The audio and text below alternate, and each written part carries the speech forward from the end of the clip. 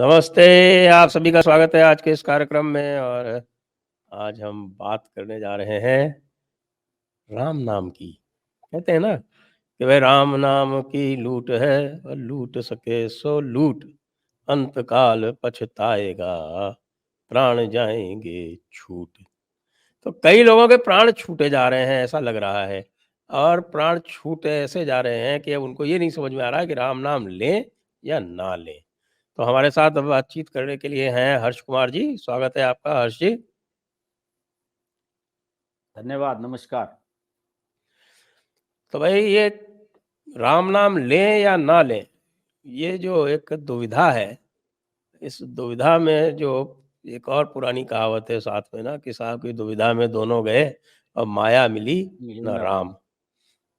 तो हमारा जो इंडी अलायंस है और हमारे जो लिबरल तत्व हैं तथाकथित, वैसे तो लिबरल का मतलब इलिबरल ही होता है, उम, तो उनका ये यही स्थिति हो रही है कि भाई राम का नाम ले नहीं सकते, और राम का नाम लिए बिना आजकल माया भी नहीं मिल रही है। अब क्या करें, बताइए आप। देखिए, माया तो चुप है। सबसे बढ़िया स्टैंड तो माया ने लिया है। कि इस पे कुछ बोला मत जाए। तो माया का तो स्टैंड बिल्कुल क्लियर है, और उनके हुँ, साथ जो उनके भतीजे हैं, अखिलेश हुँ, यादव, उन्होंने ये कह दिया है कि भाई यार, हम तो यदुवंशी हैं और हमारे यहाँ तो हमें तो जब भगवान बुलाते हैं हम तो तब जाते हैं। तो हमें जब हुँ। रामचंद्र जी बुलाएंगे, भगवान राम बुलाएंगे, हम तो उस समय जाएंगे। तो उन्होंने ये कह के इससे पिंड छुड़ा लिया है अपना। लेकिन मैं संजय जी, एक जनरल परसेप्शन की बात बताऊं आपको। मैंने इस पे बहुत सारी डिबेट्स देखी हैं पिछले 2-3 दिन में, जो राम मंदिर को जो विपक्ष वाला मामला है। और आपको पता ही है कि जो आपने लिबरल्स की बात करी है, सारे लिबरल्स इस बात से बहुत परेशान हैं कि कांग्रेस ने इसको एक्सेप्ट क्यों नहीं किया। कांग्रेस को वहां जाना चाहिए और बड़े जाना चाहिए। परेशान हैं। जी बिल्कुल, डिबेट कर रहे हैं। आप देखिए अपने आपके ये असत्य हिंदी वाले आशुतोष, इनकी डिबेट्स हाँ, देख लीजिए आप पिछले 4 दिन की। वो उसी पर फोकस कर रहे हैं कि इंडिया अलायंस जो है आत्महत्या कर रहा है, कांग्रेस राम मंदिर के उससे अपने पैरों पे कुल्हाड़ी मार रही है। इन्हें ये लग रहा है कि भाई यहां जरूर जाना चाहिए। और इन्हीं के चैनल्स पे मैंने कुछ मुस्लिम नेता भी देखे और प्रवक्ता देखे, पत्रकार भी हैं कुछ मुस्लिम जो अक्सर इनके चैनल्स पे आते हैं। जनरल ओपिनियन ये है कि देश का मुसलमान, सारा मुसलमान ये चाहता है कि भाई कांग्रेस या जो भी विपक्ष के नेता हैं जाएं राम मंदिर के उसमें प्राण प्रतिष्ठा में, हमें कोई दिक्कत नहीं है। क्यों? दरअसल उसके पीछे सोच ये है कि देश का मुसलमान भी जो है ये चाहता है कि किसी भी तरह मोदी को हटाया जाए। और वो जानते हैं कि केवल मुसलमानों के वोट से ये संभव नहीं है। मुद्दा तभी बनेगा, बातें तभी निकल के सामने आएंगी कि सभी लोग वोट दें। और अगर कांग्रेस को नुकसान होता है कि कांग्रेस अगर इसमें नहीं जाती है या विपक्ष के और लोग नहीं जाते हैं प्राण प्रतिष्ठा में, तो उस समय मैसेज ये चला जाएगा ये केवल मुसलमानों की वजह से नहीं गए, और मुसलमान ये एलिगेशन अपने ऊपर नहीं लेना चाहता। मैंने किसी भी मुस्लिम प्रवक्ता को, वक्ता को किसी भी चैनल पर ये बोलते हुए नहीं सुना कि भाई राम मंदिर पे नहीं जाना चाहिए कांग्रेस को। या तो ये कह रहे हैं लोग कि भाई स्टैंड लें तो जल्दी ले लें, और अगर समय ले रहे हैं तो जाना चाहिए। हमें इसमें कोई दिक्कत नहीं है, हम कोई ऐतराज नहीं कर रहे हैं इसमें।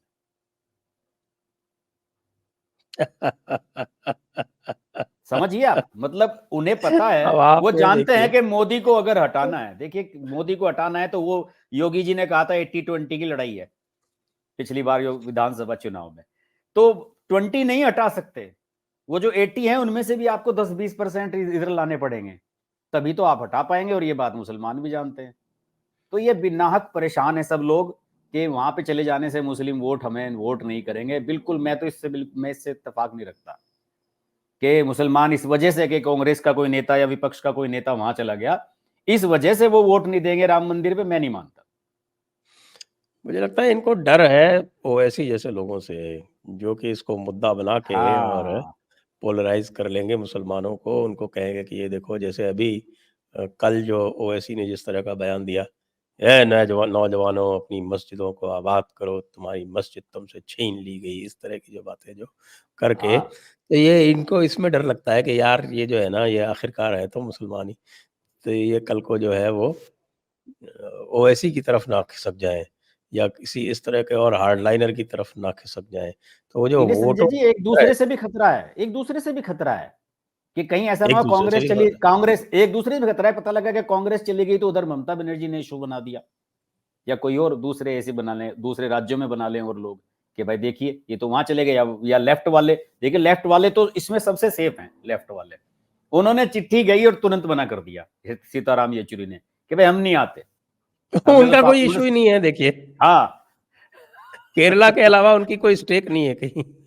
बिल्कुल बिल्कुल। और उन्हें पता है कि इससे कुछ होने नहीं वाला, उन्हें ना कोई लाभ है ना इससे वो नुकसान है, तो उन्होंने डिसीजन ले लिया। और देखिए देखिए संजय जी, थिंक टैंक की भी बात होती है, हर पार्टी में थिंक टैंक होते हैं जो आगे की चीजें सोचते हैं। इंडिया अलायंस में भी जितनी पार्टियां हैं सबके थिंक टैंक हैं अपने अपने, उनमें 2 4 5 लोग ऐसे हैं जो इन चीजों पे सोचते हैं। इतनी बड़ी कांग्रेस पार्टी, किसी ने ये सोचा ही नहीं कि भाई इस पे अगर हमें बुलावा आया तो हमें इस पे क्या स्टैंड लेना है। इस पे पहले विचार करके रखना चाहिए था कि ये परिस्थिति भी तो सामने आएगी, थोड़ी सी दूरगामी सोच रखनी चाहिए थी। या और कुछ नहीं तो इंडिया अलायंस की जो पिछली बैठक थी दिल्ली वाली, उसमें आप आपस में बात कर लेते भाई राम मंदिर पे क्या स्टैंड लेना है सबको। कोई थिंक टैंक इनका काम नहीं कर रहा है, कोई दिमाग इसमें काम नहीं कर रहा है, इसलिए इनकी ना कोई टीम बन पा रही है, ना सीट शेयरिंग की बात आगे बढ़ पा रही है, कोई माहौल नहीं बन पा रहा है। इसलिए यही वजह है, और ये सबसे बड़ा एक कारण बनने जा रही है। देखिए इस पे इंडिया अलायंस की कायदे से ये अग्नि परीक्षा बन गया है ये मुद्दा, कि इस पे कौन क्या स्टैंड लेता है। जी, दर्शकों से अनुरोध है कि कृपया चैनल को सब्सक्राइब करें और बेल आइकॉन दबाएं। चैनल को थोड़ा बहुत आप जो पत्रम पुष्पम से सहायता कर सकते हैं वो भी करें, और हमारे आपणा स्टोर में जाकर आप अन्य वस्तुओं के साथ साथ ये पुस्तक भी क्रय कर सकते हैं। ये पुस्तक इस समय अमेज़न पे बिल्कुल टॉप पे चल रही है, नंबर 1 बेस्ट सेलर भी है। और एक बात और बता दें आपको, इंटरनेशनल जो अमेज़न है यानी amazon.com, उस पे भी नंबर 1 न्यू रिलीज़ में चल रही है। तो बधाई हो आपको इसके लिए, धमाका है धन्यवाद। वास्तव में। देखिए हमने तो आपसे कहा था कि हमारे एक पब्लिशर मित्र हैं वो इस किताब को छापना चाहते हैं लेकिन आपके पब्लिशर ने मना कर दिया भाई इतनी हॉट सेलिंग बुक को कौन छोड़ना चाहेगा अपने हाथ से सही बात है। तो अब इसमें तरह-तरह की और बातें देखने में आ रही हैं, और जो है वो ऐसा लग रहा है कि कुछ लोग तो पागलपने की हद तक आगे चले जा रहे हैं। जैसे आरजेडी के एक फतेह किसी बहादुर, सांसद ने नहीं कुछ, एमएलए है फतेह बहादुर। हाँ, एमएलए फतेह बहादुर सिंह, हम्म, वो बातें कर रहा है, पोस्टर लगा रहा है, मानसिक गुलामी। और हाँ आपके सावित्रीबाई फुले की बातें कर रहा है। अब ये सबको पता है कि भाई सावित्रीबाई फुले और जो ज्योतिबा फुले जो थे, वो पूरी तरह से जो चर्च का नैरेटिव है सनातन धर्म के बारे में, वही नैरेटिव उनका था। हम्म, कई लोग आरोप लगाते हैं, हालाँकि इस पे भी विवाद है, लेकिन कई लोग आरोप लगाते हैं कि भई वो कन्वर्टेड क्रिश्चियन थे या क्रिप्टो क्रिश्चियन थे, क्योंकि उनका सारा नैरेटिव जो था, वो चर्च वाला ही था। बिल्कुल बिल्कुल बिल्कुल। और अंग्रेज़ जो थे उन्होंने ये जितने भी आप ये देखिए, बल्कि जितने भी लोग महान बने हैं, जिनको अंग्रेज़ों ने ऑनर किया है, वो सब वही हुए हैं जो भारतीय समाज में जिन्होंने विभेद फैलाने का काम किया है। बिल्कुल उन्हीं को अंग्रेज़ों ने अधिकतर आगे बढ़ाया है। जितने भी अरे राय संजय बहादुर जी, थे, दीवान जितने भी बहादुर सर थे, और राय बहादुर थे वो तो सारे वही लोग थे बिल्कुल, उनके। वो तो उनके हाँ, एजेंट ही हुआ करते थे पूरी हमारे तरह इधर से। यूपी में तो बड़ी बड़ी शुगर मिले हैं, सर गुजरमल मोदी और ये सब लोग अंग्रेजों के ही पिट्ठू थे। बिल्कुल, बिल्कुल। हम्म, और बल्कि आपके जो बड़े-बड़े औद्योगिक घराने थे, वो भी उनके हम्म, कृपा पात्र थे। बिल्कुल। तो अब वो सावित्रीबाई फुले का बिहार में पोस्टर लगा के वो करने का आरजेडी क्या करना चाहती है? मुझे तो ये लग रहा है कि बहुत सारे लोग तो इसी बहाने जो है कांग्रेस को कॉर्नर करना चाहते हैं। जी जी, बिल्कुल सही बात है, कांग्रेस को करना चाहते हैं और ये भी दिखाना चाहते हैं कि कांग्रेस देखें इस पे क्या करती है।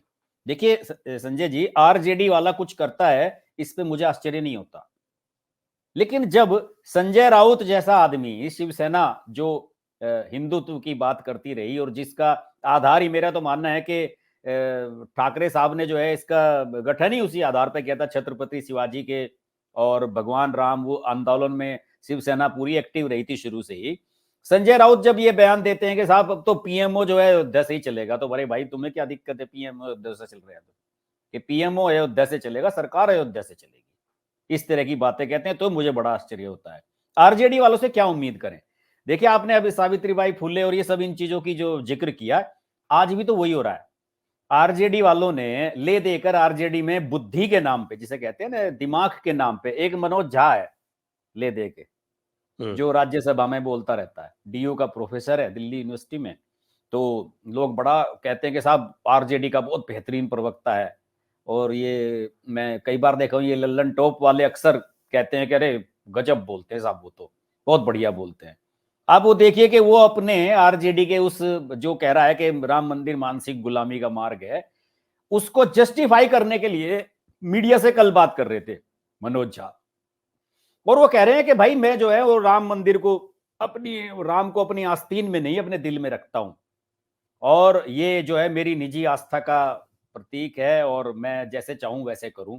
तो भाषा वो कैसी बोल रहे हैं, वही सीताराम येचुरी वाली, जो सीताराम येचुरी ने कहा कि ये मेरी निजी जो आस्था है उसका मुद्दा है, और मैं जैसे चाहूं वहां पूजा करूं, जिस तरह से चाहूं पूजा करूं। और मनोज झा का आप अगर वो वीडियो देखेंगे संजय जी, 2.5-3 मिनट का मैं देख रहा था, ANI पे पड़ा हुआ था, उसमें कहा है कि यार मंदिर पे हमारे लालू जी से ज्यादा कौन ज्यादा आपको बता सकता है। ये कह रहे कि मंदिर और मस्जिद के बारे में हमारे लालू जी से ज्यादा जानकारी किसी के पास नहीं होगी, आप हमें मत सिखाएं। तो इस तरह की बातें कर रहे हैं लोग बात। हाँ, लालू जी ने तो रथ यात्रा रुकवाई थी आडवाणी जी जी की। उन उन्होंने बहुत बड़ा फेवर किया था हम्म, भारतीय जनता पार्टी को, हाँ, बल्कि उन्होंने और मुलायम सिंह ने और लालू ने, दो ने तो सारे काम किया इनका, भाजपा वालों का। मुलायम सिंह और लालू के कारण ही भाजपा आज उस स्थान पर है जहां पर है। जी, कांग्रेस के लोग और तो ये कहते हैं कि ये लालू, विश्वनाथ प्रताप सिंह और मुलायम सिंह यादव, ये इन तीन लोगों की वजह से भाजपा जैसी राक्षसी पार्टी आज इस मुकाम पे पहुंची है। राक्षसी पार्टी शब्द इस्तेमाल करते हैं बीजेपी के लिए। लालू, मुलायम और तीसरा किसका होता है? वीपी सिंह, वो मंडल हाँ। कमंडल वाला, वो बात तो सही कहा उन्होंने, एक तरह से सही भी है, शुरुआत तो वहीं से हुई। वो अपने अलायंस में लिया और फिर 2-4 सीट जीत के आए, फिर जैसे भी उनका सहयोग रहा, फिर उसके बाद ही तो बीजेपी ने स्टैंड कर लिया, फिर तो खड़ी हो गई बीजेपी, फिर तो राम मंदिर आंदोलन 2 साल बाद शुरू हो गया। तो बात तो सही है उनकी। बल्कि आपको बताएं, यहाँ पर जो चर्चा होती है राजनीतिक हलकों में, जो राजस्थान में चर्चा होती है कि जब पहले जो उस समय 92 में जब बाबरी मस्जिद को ध्वंस किया, तो उसके बाद जो सरकारें जिनको बर्खास्त किया जा रहा था, उसमें राजस्थान की सरकार नहीं थी।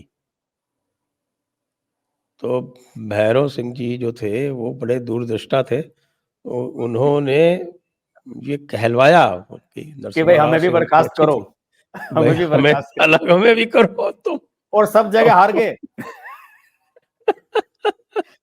और सब जगह हार गए थे संजय जी, 4 के 4 स्टेट हार गए थे उसमें, जहां जहां सरकारें बर्खास्त हुई थी, फिर बीजेपी आई नहीं वहां लौट के। ना बीजेपी राजस्थान में आई थी ना वापस। अच्छा, राजस्थान में आई, लेकिन ये यूपी वगैरह ये तो सब हार गए थे, ये जहां मेन हुआ था देखिए, घटनाक्रम। हारे तो कहीं भी नहीं थे। यूपी का भी लोग जो विश्लेषण करते हैं, यूपी का जो मैंने उस चुनाव का विश्लेषण किया है 92 वाले का, 93 में जो हुए थे चुनाव, 93 वाला। 93 वाले, तो वो इन लोगों का जो पैचअप हो गया था उसके कारण इनकी सीटें कम आई थी, इनका वोट शेयर बढ़ा था। वो जो चुनाव हुए थे 93 में बाबरी मस्जिद के ध्वंस के बाद, तो बीजेपी का वोट शेयर उसमें बढ़ा था। लेकिन चूंकि उस समय बीएसपी और ये साथ साथ मिलकर लड़े थे, इसलिए उनकी सीटें जो थी वो हाँ, मुलायम और इतनी, ये मिलके लड़े थे। हाँ, सही बात। इनकी सीटें कम हो गई थी। बीजेपी की 176 सीटें आई थी, याद हाँ कीजिए आप। हाँ हाँ हाँ, सही कह रहे हैं आप। तो 176 सीटें आई थी, जो कि चुनाव से पहले उस समय 222 आई थी, तो 222 से 176 हो गई थी। उसका कारण वोट कम नहीं हुआ था, वोट में वोट प्रतिशत बढ़ा था, सीटें कम हो गई थी क्योंकि मायावती ने और मुलायम ने समझौता कर लिया था। तो उत्तर प्रदेश का तो ये हुआ था।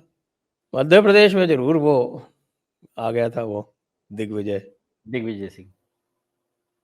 मध्य प्रदेश में दिग्विजय आ गया था। और हिमाचल में तो हिंदुत्व कभी मुद्दा रहा ही नहीं है, और बिल्कुल उसका नहीं। कारण ये है कि वहाँ मुसलमान नहीं है। हाँ, अब आपने देखा नहीं उनका सुखविंदर सिंह सिक्खू का बयान कितना बढ़िया आया है। सारा सबसे बढ़िया बयान तो उसने ही दिया है। उसने तो ये कहा है कि बिल्कुल जाएंगे, हम क्यों नहीं जाएंगे राम मंदिर में, हमें हमें तो बुलावा नहीं है, चीफ मिनिस्टर्स को तो बुलावा नहीं आया है। उन्होंने कहा कि लेकिन जब समय मिलेगा हम भी जाएंगे, और हमारे आदर्श हैं हमारे, और उनकी हमें उनके बताए हुए मार्ग पे चलना है, ये है फलाना है। उन्होंने तो इस तरह की बात कही है। सही कह रहे हैं आपके, वहां कोई मुद्दा ही नहीं है इस तरह का, ना उन्हें डर है ना भय है इस तरह का कि कोई कुछ कह गया हमें। एग्जैक्टली वहाँ तो आप देखिए कि जो आपके वीरभद्र सिंह, जो वहाँ बहुत लंबे समय तक कांग्रेस के मुख्यमंत्री रहे हैं, मेरे ख्याल से 4-5 बार उनके मुख्यमंत्री रहे हैं, 4 तो बार रहे हैं। सबसे पहले ये जो एंटी कन्वर्शन लॉ है वो वही लेके आए थे। हिमाचल में उन्होंने एंटी कन्वर्शन लॉ लागू कराया, और पूरी तरह से वो जो है एक प्रकार से सनातनी सरकार चलाते रहे थे। उनका बहुत प्रभाव है वहाँ पर, विशेषकर जो शिमला वाला क्षेत्र है उसमें तो बहुत ही प्रभाव है। तो वो एक वहाँ का सिस्टम अलग है, और इसीलिए देखिए इस बार भी वहाँ पर भी ये मुद्दे कोई और नहीं चले। वहाँ पे भी सरकार की परफॉर्मेंस ही चर्चा में थी, जिसके कारण हार जीत हुई। वहां तो बीजेपी की आपस की खटपट भी थी, वो भी मामला था। लोग आपस की कहते रहे खटपट भी। ओपीएस, लेकिन मैं नहीं मानता कि ओपीएस का इतना प्रभाव था कुछ खास। हाँ, वो तो आपका धूमल ग्रुप और हाँ जयराम ठाकुर ग्रुप या नड्डा ग्रुप जो एक दूसरे को हराने में हाँ, लगे हुए थे। ये ज्यादा कहानी थी इनकी। तो इसमें संजय जी मैं ये बात कर रहा था कि कुछ लोगों के बयान ऐसे भी आए हैं, ये जो विपक्ष वाले हैं, वो कोई कर्नाटक के मंत्री हैं, उनका बयान आया है, उन्होंने लिखा कि ये पुलवामा जैसा स्टंट है। और देखिए, मैं आप लोगों का आज एक ट्वीट भी देख रहा था, जयपुर डायलॉग का एक ट्वीट आया था तो राम मंदिर को लेके कि वो सबा नकवी ने कहा है कि ये बकवास है, जिसमें नुपुर शर्मा ने जो है अरे कि केवल एक साहब, अजीब। गाजा की बात नहीं कर रहे लोग। उसके लिए हाँ, तो गाजा ही इम्पोर्टेंट है। और नुपुर शर्मा जो लिखी हुई बात है उसको जब कह देती हैं तो इंटरनेशनल एजेंडा बन जाता है। सबा नकवी को कोई कुछ नहीं कहता, वो बेधड़क बोलती है। अब धीरे धीरे लोग इस पे इतना जरूर हुआ है, जिसको हम बोलते हैं रिवर्सल ऑफ गेज बोलते हैं इसको, एक फिनोमिनन है, रिवर्सिंग द गेज। आज तक जो भी कुछ होता रहा है, जो भारत का, हिंदुओं का, सनातन धर्म का जो भी परीक्षण होता रहा है, वो पश्चिमी दृष्टि से होता रहा है। अब ऐसा पहली बार हुआ है जबकि भारत जो है वो अपनी दृष्टि से पश्चिम को देख रहा है। जैसे सही मैं बात है। बताऊं, ये जो मेरी पुस्तक भी है, ये इतनी लोकप्रिय इसलिए हो रही है क्योंकि इसमें पश्चिम को भारत की दृष्टि से परीक्षण किया जा रहा है। तो ये अब कार्य आरंभ हो गया है, और ये कार्य आरंभ होने में ये जो पूरा राम मंदिर आंदोलन है, इसका एक मैं मानता हूँ कि बहुत बड़ा योगदान है। ये पहला ऐसा अवसर है पूरे मानव मात्र के इतिहास में, ये पहला ऐसा अवसर है जबकि ये आपके जो एब्राहमिक रिलीजन्स हैं, इनसे बलपूर्वक कोई स्थान किसी नॉन एब्राहमिक रिलीजन ने छीना है। बिल्कुल सही बात है। पहला अवसर है। सोमनाथ बलपूर्वक नहीं लिया गया था। नहीं, बाबरी विध्वंस ना होता तो इसमें कुछ भी नहीं होता। वो जो घटना हुई उसी के बाद तो सब कुछ हुआ है, बिल्कुल। वरना चल ही रहा था इतने सालों से। तो सही, बिल्कुल सही बात है, इसका बड़ा मैसेज है।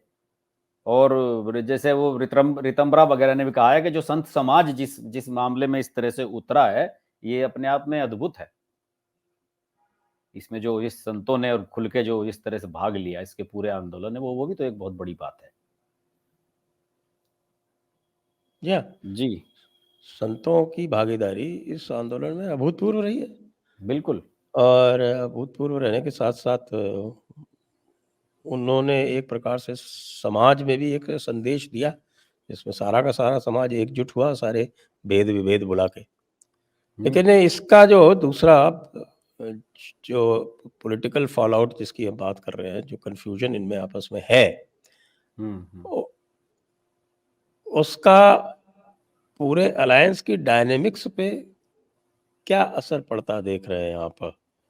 जो आरंभ किया था दयानंद, सॉरी, आपके उदयनिधि स्टालिन ने, और जिसको प्रियंका खड़गे ने आगे बढ़ाया, और जिसको इनके उल्टे पुल्टे लोग जो हैं कुछ तो यही कह रहे थे कि साहब हमारे राम तो सिद्धरमैया है, अब सिद्धरमैया को भी राम बना के, ये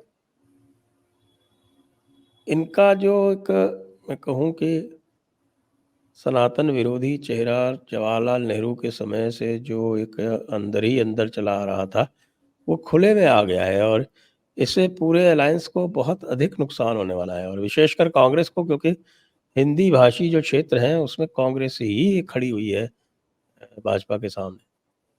बिल्कुल सही बात है। और देखिए, हमने शुरू में भी जिक्र किया था कि इसमें ममता बनर्जी वगैरह को कोई दिक्कत नहीं है। देखिए, वहाँ पे भी कांग्रेस को ही इसका जो है नफ़ा नुकसान अपना तय करना है, कि हमें करना है या नहीं करना है। और जैसे आपने कहा कि इसके डायनामिक्स पे क्या असर पड़ेगा इंडिया अलायंस के, तो बात तो वही है कि सब लोग तो इसमें यही देख रहे हैं कि इस पे कांग्रेस क्या स्टैंड लेती है। उन लोगों को तो स्टैंड लेने में कुछ है ही नहीं। देखिए, ऑलरेडी बाकी ले चुके हैं अपना स्टैंड। अगर अखिलेश यादव ने ये कहा है कि हम जब समय मिलेगा हम चले जाएंगे, तो उन्होंने तो एक तरह से टाल ही दिया है। वो जाएंगे नहीं, मना ही कर दिया। मायावती चुप हैं, जो भी और लोग हैं, शरद पवार कह रहे हैं कि हमें तो बुलाया ही नहीं गया, उद्धव ठाकरे कह रहे हैं हमें बुलाया गया, हमें बुलाया नहीं गया है। तो अगर उद्धव ठाकरे को, उन्हें ये भी कहना चाहिए कि अगर बुलाया जाता तो हम जाते, वो तो ये कहें। अगर वो आप इच्छुक ही थे जाने के, ये बात कहनी चाहिए आपको, या अगर हमें बुलाया जाता तो हम जाते, शरद पवार भी कहें। लेकिन कायदे से असली परीक्षा तो इन्हीं की होनी है, कांग्रेस वालों की। और कांग्रेस में मुझे लगता है कि शायद पता नहीं क्यों इतना समय लगाया जा रहा है, इस पे डिसीजन पे क्यों नहीं पहुंच पा रहे। और इसमें यह भी समझ में नहीं आ रहा है संजय जी, आप कुछ बताइए कि इसमें देरी करने की क्या वजह है? क्यों 20 या 21 में ही आप ये फैसला लेना चाहते हैं? क्या उसको भी इतना बड़ा हाईलाइट करके दिखाना चाहते हैं, या फिर देखिए, आप ये जो राहुल गांधी की यात्रा है, ये 14 तारीख की प्लान की गई है कि जिस समय वो चल रहे होंगे, तो राहुल गांधी तो यहाँ होंगे ही नहीं। तो राहुल गांधी का तो मतलब कुछ नहीं है उसमें, ना उन्हें बुलाया गया है। सोनिया गांधी ना राहुल अस्वस्थ गांधी हैं, को बुलाया बीमार गया, हैं। सोनिया गांधी को बुलाया गया।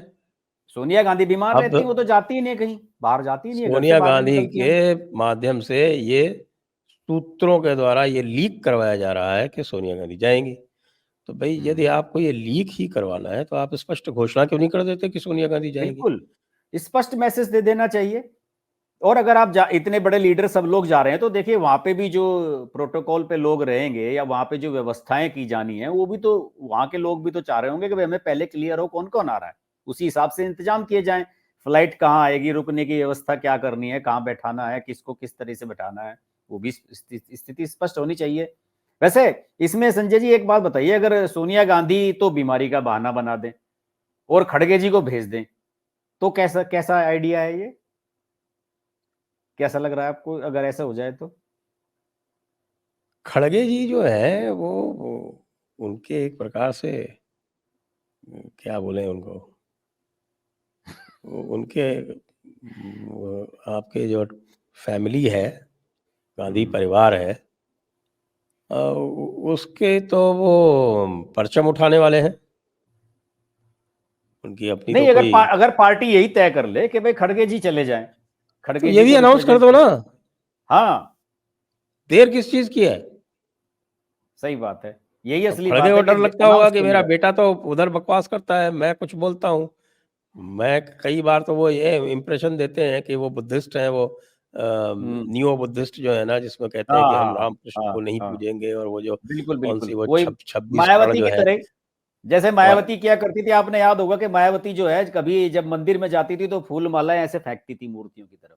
मैंने देखा है, लाइव देखा है मैंने मायावती को ऐसे करते हुए, कि वो जैसे हम लोग तो पुष्प ऐसे चढ़ाएंगे भगवान को, इस तरीके से मायावती को मैंने देखा है कि वो मालाएं ऐसे फेंक देती थी, यूं मूर्तियों की तरफ, हाँ, तो मतलब वो और दर्शन उसी से करने नहीं निकल जाती जाती थी, थी। दर्शन देने जाती थी।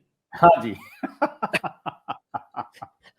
मैंने हमारे यहाँ देखा है अधिकतर मायावती को वीआईपी ऐसे जो करते है वो मंदिर दर्शन करने नहीं जाते भगवान के, वो दर्शन देने जाते हैं। देने जाते हैं। हम्म। बिल्कुल सही कहता बात है है। मैं आ गया भाई, जो भी हो मूर्ति में रहने वाले देख देवता लो भगवान कोई भी मुझे हो, आप। देख लो बिल्कुल मुझको, ओबलाइज हो जाओ। ये भाव रहता है। जी, सही बात है। तो खड़गे जी, और मुझे लगता है कि कांग्रेस लेकिन अगर इसमें मायावती जो है ना, ये पहले तो करती थी, लेकिन बाद में तो नहीं किया उसने। बाद में तो पिछले 20 साल में तो बहुत संतुलित है इस मामले में वो। नहीं, अब तो संतुलित है, लेकिन मैं आपको बहुत शुरुआत की बात बता रहा हूँ। मैंने देखा है ये जब लेट 90s की बात बता रहा हूँ मैं आपको, जब शुरू में जब नई नई थी, काशीराम उस समय जिंदा थे, तब की बात है। मैंने देखा है मायावती को कि वो गई, जैसे वो पुष्प चढ़ाते हैं, मैंने कहा यार ये तो ऐसी फेंक दे रही हैं, वो छोटी छोटी जो मालाएं मालाएं भगवान पे चढ़ाई जाती है, वो ऐसे फेंक के और वो आगे बढ़ जाती थी मायावती। तो अब ये तो हो गया कांग्रेस का हाल। और शिवसेना का आपने बता ही दिया। सबसे समस्या संजय तो राउत। उनकी है। एक बार तो वो हाँ ओन करते थे, जब भाजपा ने भी जो बाबरी का विध्वंस किया था उसको ओन करने से मना कर दिया था, तो शिवसेना में बाल ठाकरे जी ने उसको ओन हाँ, किया था, कहा था कि हाँ, हम शिव खुलेआम कहा सैनिकों ने था। गिराई, चलो और देखिए हमने उसका गिराई। उसका उसका लाभ भी मिला संजय जी, उसके बाद से कितनी बार इनके मुख्यमंत्री बने वहां पे, कितना फायदा हुआ। वरना ये बंबई से बाहर कौन पूछता था शिवसेना को। उत्तर प्रदेश में मैंने देखा है कि हर विधानसभा पे शिवसेना टिकट देती थी। ये 90s से देख रहा हूं मैं, सबको टिकट दिए जाते थे और पैसे दे के लोग टिकट ले आते थे शिवसेना का, और 10-10 हजार रुपए में टिकट मिल जाते थे शिवसेना के, 10-10 हजार रुपए में।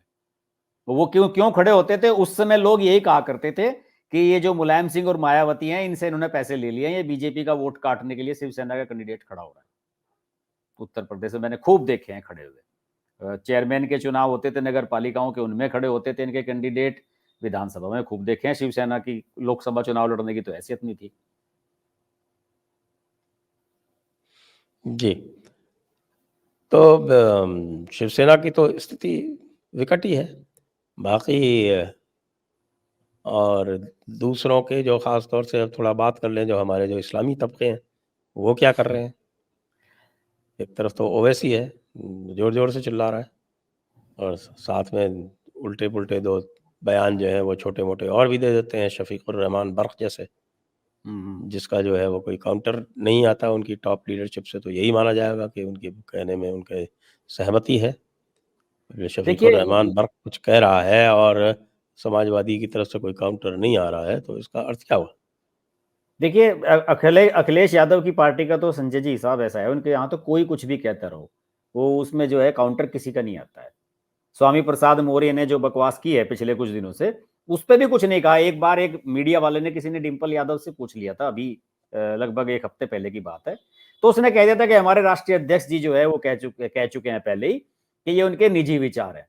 लेकिन संजय जी, जैसी हमारी वीडियो से पहले बातचीत हो रही थी ओवैसी को लेकर, आपने जो बात राजनीति में निजी क्या होता है? जी, सही बात है। आपकी राजनीति में कुछ आपकी भी निजी पार्ट नहीं होता। आपकी पार्टी के मंच से बोल रहे हैं, तो आपकी पार्टी की ये विचारधारा है, बिल्कुल सही बात है। आपको देखिए, अब आरजेडी वाले क्यों परेशान हैं कि अगर किसी ने ये कह दिया है कि जो मंदिर है वो मानसिक गुलामी का मार्ग है, तो कह दिया, तो मनोज झा और ये सब सफाई क्यों देते फिर रहे हैं? वो इसलिए तो है कि उन्हें पता है कि इसका हमें नुकसान होगा, इस तरह की बयानबाजी का बहुत नुकसान होगा। लेकिन आप, जैसी हम चर्चा कर रहे थे कि ओवैसी को लेकर, निश्चित रूप से ओवैसी इस समय जो कहते हैं ना कि वो गिद्ध दृष्टि वाला मामला है, ओवैसी जरूर इस समय गिद्ध दृष्टि रखे हुए हैं। और देखिए, जहां पर भी कोई ये राम मंदिर को लेके कांग्रेस या कोई भी अखिलेश या जो भी शिवसेना, एनसीपी, कोई भी कुछ अगर इस तरह का स्टैंड लेंगे और कोई वहां जाएगा या जाने की बात करेगा या बाद में जाएगा, तो असदुद्दीन ओवैसी उसे गिनवाएंगे जरूर। ये तो बात तय मान लीजिए आप। इन्हीं इन्हीं से तो लोग घबरा भी रहे हैं। बाकी अपने साथियों से किसी को डर भय नहीं है कि हमारे साथी क्या कहेंगे। कांग्रेस को कोई दिक्कत नहीं है कि अगर वामपंथी तो मना कर ही चुके हैं, हम हाँ करें या ना करें तो इससे कोई फर्क नहीं पड़ने वाला केरल में। उससे तो पता ही है सबको, वहां उससे कुछ फर्क नहीं पड़ेगा। लेकिन वास्तव में और देखिए, असदुद्दीन ओवैसी से सभी को डर लगता है। बीजेपी को छोड़ के सबको डर लगता है असदुद्दीन ओवैसी से, ये जितने भी लोग हैं। अखिलेश यादव भी नहीं चाहते कि वो एंट्री करें उत्तर प्रदेश में, और बाकी स्टेट में भी नहीं चाहते। बंबई में तो काफी प्रभाव बना लिया इन्होंने। मुझे लगता है कि हैदराबाद के बाद ओवैसी का सबसे ज्यादा प्रभाव अगर कहीं है तो बंबई और आसपास के इलाके पे हो गया है। प्रभाव बढ़ता जा रहा है इनका वहां पे। तो सबसे ज्यादा चिंताएं तो एनसीपी और इन लोगों को हैं महाराष्ट्र में। और उधर तो आपने देखा ही था, 4 विधायक जीत गए थे, 5 बिहार में।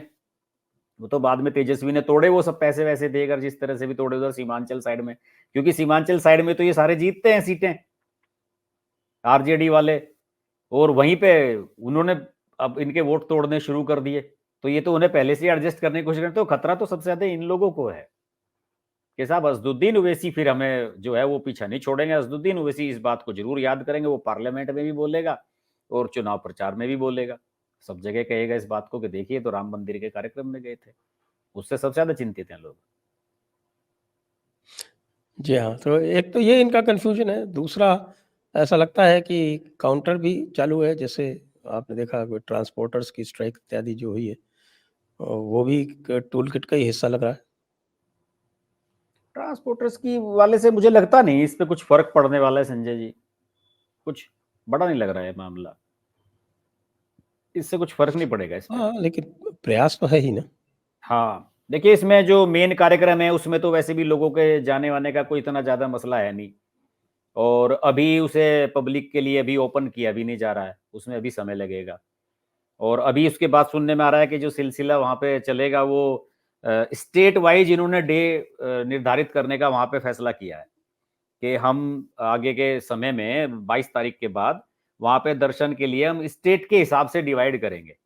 तो उसमें भी चाहे तो किसी भी स्टेट का मुख्यमंत्री भी वहां पे जा सकता है, वहां के मंत्री, कैबिनेट मिनिस्टर ये भी जा सकते हैं।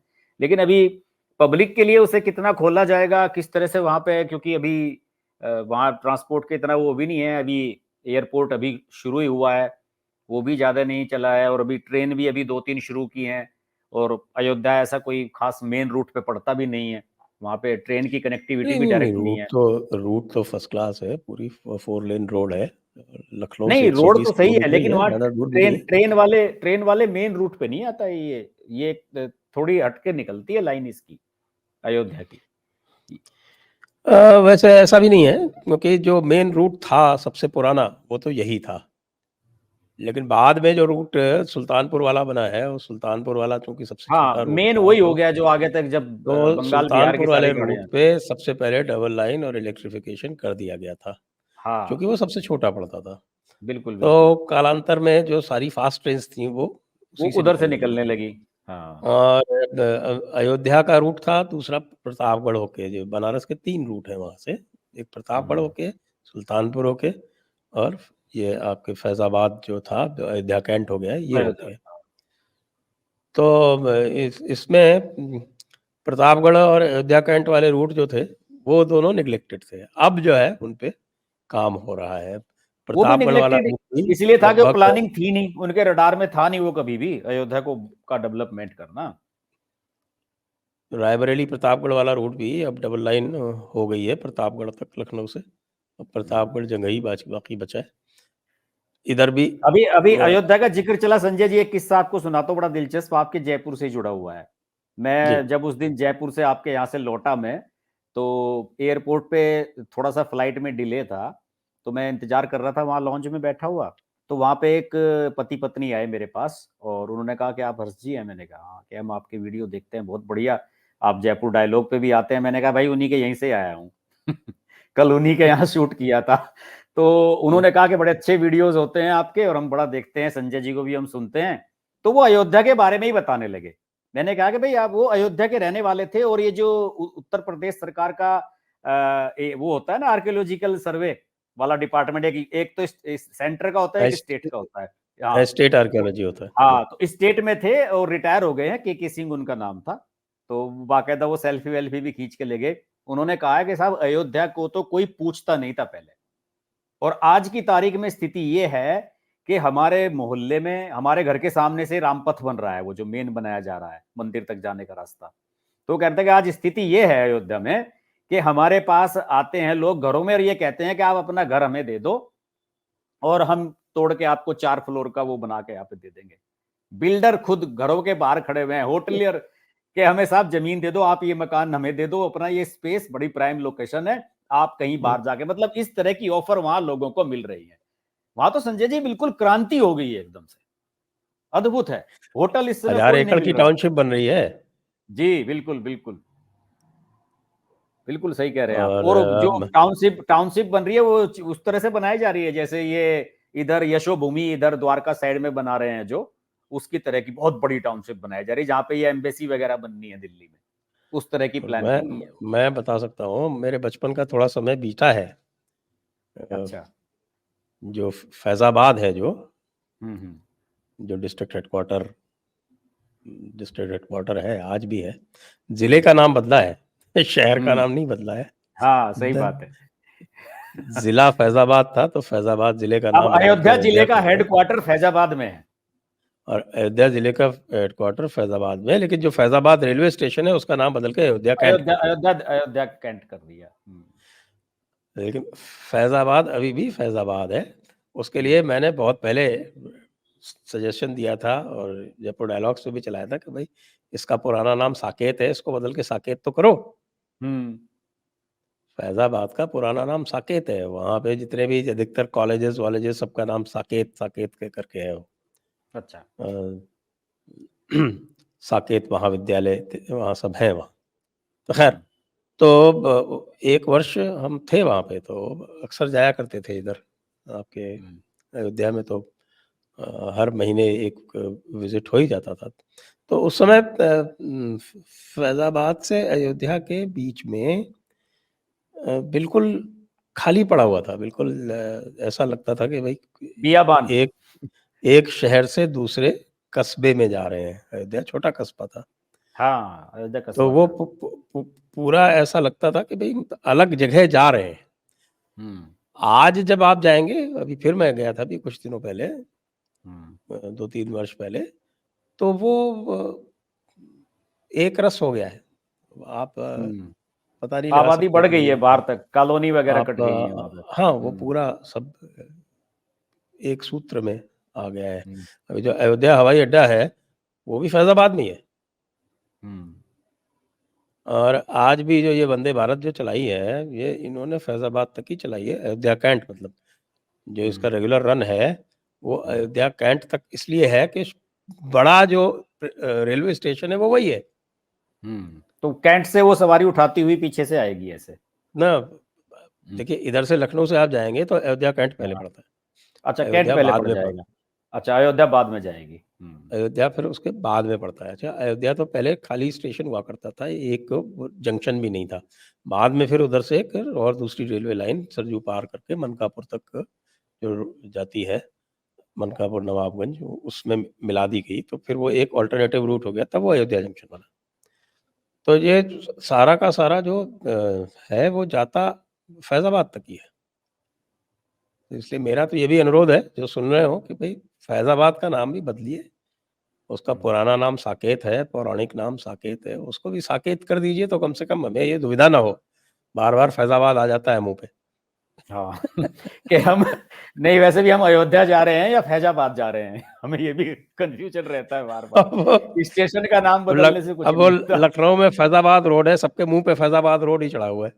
बिल्कुल बिल्कुल। हालांकि उसका आधिकारिक नाम अब बदल के अयोध्या रोड कर दिया गया है, लेकिन हाँ पब्लिक तो पुराने फैजाबाद नाम रोड ही आसानी से बोलती है। बदलते नहीं है। हाँ देखिए लखनऊ के मुझे लगता है कि शायद ये रेलवे स्टेशन का भी कुछ और नाम कर दिया था, चार बाग कहते थे पहले, तो पता नहीं क्या कहते हैं इसको।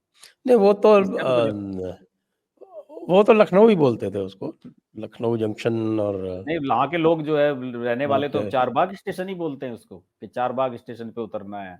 देखिए, दोनों चार बाग हैं, वो हम्म। 2 स्टेशन हैं। एक नॉर्दर्न रेलवे का है जो बड़ी लाइन जिसको बोलते थे, और एक नॉर्थ ईस्टर्न रेलवे का जो पहले छोटी लाइन होता था, अब सब बड़ी लाइन हो गया। अब उसका टेक्निकल नाम है, एक लखनऊ जंक्शन है LKO, और हम्म। दूसरा लखनऊ जंक्शन है LJN। एक NER है, एक NR है दोनों चार बाग, लोकेलिटी चार बाग है। बिल्कुल सही। तो ये एक और भी इसका जो दूसरा जो पहलू है, वो उत्तर प्रदेश में जो इसका प्रभाव हो रहा है, और जिस प्रकार से वहाँ पर के इंफ्रास्ट्रक्चर का विकास हो रहा है। तो उनकी वो पूर्वांचल एक्सप्रेसवे पूरी हो चुकी है।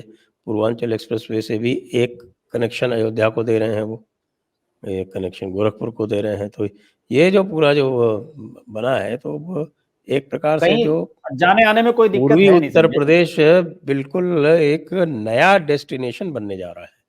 बिल्कुल। और देखिए संजय जी, माइंड सेट होता है सब कुछ। अब आप देखिए 370 2019 में हटा दी अमित शाह ने, लेकिन वहां पे काम कुछ नहीं हुआ एज सच, जैसे लोग सोच रहे थे कि वहां लोग जाएंगे, जमीनें खरीदने लगेंगे, फ्लैट खरीदने लगेंगे, बिल्डिंग बनने लगेगी, लेकिन 4 साल से नहीं हुआ। संजय जी, सबके मन में डाउट था, क्योंकि सुप्रीम कोर्ट में इतनी सारी याचिकाएं और सब लगी हुई थी, सबको इस चीज को लेकर डाउट था कि कहीं ऐसा तो नहीं होगा कि आने वाले समय में ये चीजें खत्म हो जाएंगी या रिवर्स हो जाएगा या कुछ और हो जाएगा। लेकिन मुझे तो लगता है कि कुछ चीजें ऐसी होती हैं कि जैसे सुप्रीम कोर्ट ने कह दिया कि ये बिल्कुल सही तरीके से हटाया गया, कोई संवैधानिक वो पेचीदा नहीं है, तो अब आप देखिएगा, अब उसका असर देखने को मिलेगा। इसी तरह से अभी भी राम मुश्किल मंदिर का इसलिए था। हो रहा है ना कि वहाँ पे भी वो आतंकवाद का साया अभी भी है, हाँ क्योंकि वो है, वो है। वैली में उसको सपोर्ट है वहाँ की। बिल्कुल तो बिल्कुल। वहाँ और अंडरग्राउंड सपोर्ट अभी भी और काफ़ी आप है। देखिए, जो सुप्रीम कोर्ट का डिसीजन आया उसके बाद कई बड़ी घटनाएं हुई हैं बुश वगैरह की, वहां पे बड़ी बड़ी घटनाएं कई घटनाएं हो गई हैं। तो ये उसका एक, मेरा मानना है कि ये उसका एक निगेटिव वहाँ वो का भी जो है। सिक्योरिटी इश्यू है, वो उसको थोड़ा-सा प्रिवेंट करता है। लेकिन यहाँ पर जी। तो कोई इश्यू नहीं है ना, तो हाँ नहीं, यहाँ लेकिन मैं तो कह रहा हूँ इश्यू संजय लॉ एंड जी, ऑर्डर था। देखिए, पूर्वी उत्तर लॉ एंड प्रदेश ऑर्डर जो था, था एक और अब यहाँ राम मंदिर लॉलेस बन रहा एरिया है। हुआ करता था। और अब राम मंदिर बन रहा है, अब किसी को भी वहां किसी भी तरह का इन्वेस्टमेंट करने में कोई दिक्कत नहीं होगी। आप कितने होटल खोल लीजिए, रिसोर्ट बना लीजिए, सब हाउसफुल चलने वाले हैं, क्योंकि जिस तरह का वहां सिस्टम बनाया जा रहा है, वहां वो उसी तरह से होगा जैसे आजकल काशी में खूब लोग छुट्टियों पे जा रहे हैं या वैष्णो देवी जाते थे, उसी तरह से मुझे लगता है कि अब अयोध्या में जबरदस्त फ्लो आने वाला है टूरिज्म का, तो निश्चित रूप से इसका लाभ तो होगा। बिल्कुल। तो आइए आज का चर्चा को अब हम यहीं पर विराम देते हैं, और भगवान राम जो है सभी को सद्बुद्धि दे, कि जिसके जो कहते हैं ना कि भाई जिस पर भगवान राम की कृपा नहीं है, वो जो है उसकी स्थिति खराब ही होगी। क्योंकि जाकर विधि दारुण दुख देहि, ताकि मति पहले हरि लेहि। कर ले। तो जिसकी जो है बुद्धि भगवान ने हर ली है, उसका तो कुछ हो नहीं सकता।